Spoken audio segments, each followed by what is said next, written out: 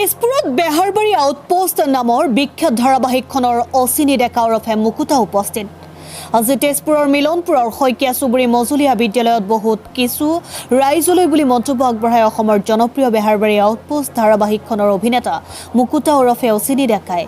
উল্লেখ্য যে অহা 27 জুলাইত শুভমুক্তি হ'ব লগা জ্যোতি সংযম আৰু ৰামধেনু নাট্যগোষ্ঠীৰ উদ্যোগত অনুষ্ঠিত হোৱাৰ লগতে অঞ্চলটোৰ ৰাইজৰ সহযোগত জবানবন্দী নামেৰে এখন নাটক পৰিচালনা কৰা হৈছে আৰু উক্ত নাটকখনৰ আধাৰত আজি এই অভিনেতাগৰাকীক নাট্যকৰ্মীসকলে নিমন্ত্ৰিত কৰিছে। লগতে নাট্যকৰ্মীসকলে তেখেতক আদৰি আনি এখন গামোচাৰে সন্মান যাচে নাট্যকৰ্মীৰ ব্যক্তি নয়ন শইকীয়াই।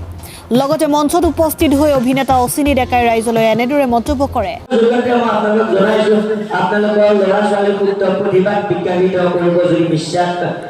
ইচ্ছা কৰে তেনেহ'লে কৰ্মশালাত পঠিয়াওক।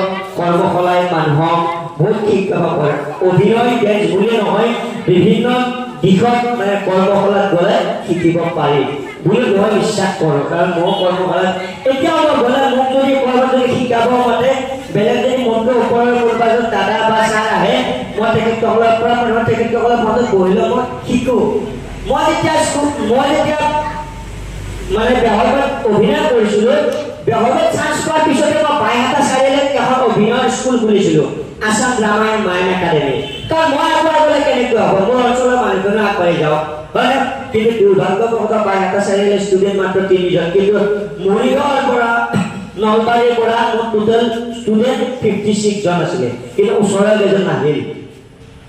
তাহাঁতক মানে পাৰিলে ৰেডিমেড বস্তু যে অৰ্ডাৰ দি এক্টিংটো অৰ্ডাৰ দি ঘৰত শিকাই কিনে তেনেকৈ এক্টিঙত চান্স দিব লাগে। আজিকালি এইবিলাক হৈছে ল'ৰা ছোৱালী। মন্তব্য ইতিমধ্যে নাট্যখনৰ আধাৰত উঠি অহা নৱপ্ৰজন্মৰ ল'ৰা ছোৱালীবোৰে কিয় পিছ পৰি ৰৈ গৈ আছে তাৰে কিছু কথা ৰাইজৰ আগত উত্থাপন কৰি তুলিছে অভিনেতা অচিনি ডেকাই। লগতে এই অভিনেতাগৰাকীয়ে শুভাৰম্ভ হ'ব লগা নাটখনৰ আখৰা চলা এটি গীতত অংশগ্ৰহণ কৰি ৰাইজক মুখৰিত কৰি তুলিছে। আহক এই সন্দৰ্ভত অভিনেতা অচিনি ডেকাই নাটকখনৰ আধাৰত আৰু জনপ্ৰিয় ধাৰাবাহিক বেহাৰবাৰী আউটপোষ্টৰ বিষয়ে সংবাদ মাধ্যমৰ আগত কি ক'লে শুনো আহক। আজি উদ্দেশ্যটো আছিলে আপোনাৰ পুথিমাৰীত, মানে কি আজি তেজপুৰ পুথিমাৰীত যি গ্ৰীষ্ম বন্ধত যি কৰ্মশালা আছিলে নাটকৰ অভিনয়ৰ বা কৰ্মশালা আছিলে, আজি তাৰ লাষ্ট হয় আৰু আজি মোক তাত নিমন্ত্ৰণ জনাইছিলে আৰু মই এতিয়া তালৈকে গৈ আছোঁ। আৰু তাৰ মাজতে ইয়াতে এখনি নাটক হ'ব 27 তাৰিখে, তাতো দাদাজনে নিমন্ত্ৰণ জনালে, গতিকে অলপ তাতো দেখা দিলোঁ।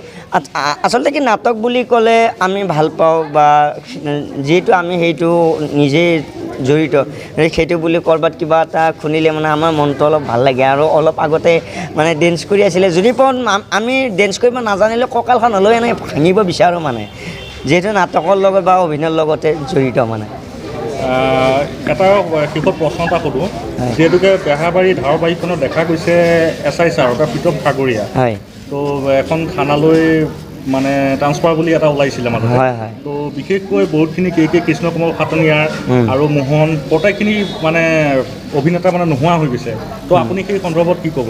মই সেই সন্দৰ্ভত এটা কথাই কওঁ যে সদায় মাছ মাংস খাই থাকিলেও বেয়া লাগে, কেতিয়াবা দালি ভাতো খাব লাগে।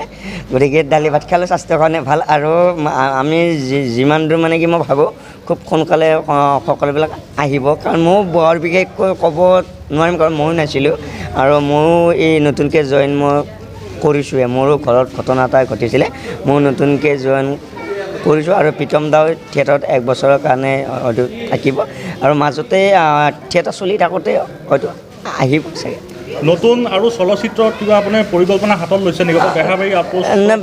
বেহাৰবাৰীটো চলিয়ে আছে আৰু নতুন কিবা কিবি আহি আছে, গতিকে সেইটো সময়ত অসমবাসীয়ে গম পাব, যিহেতু আমি এইটোৰ লগতে জড়িত আৰু সদায় অভিনয়ৰ লগতে জড়িত হৈ থাকিম। তেজপুৰৰ পৰা বিশ্বজ্যোতি কলিতাৰ প্ৰতিবেদন, সুহানা লাইভ।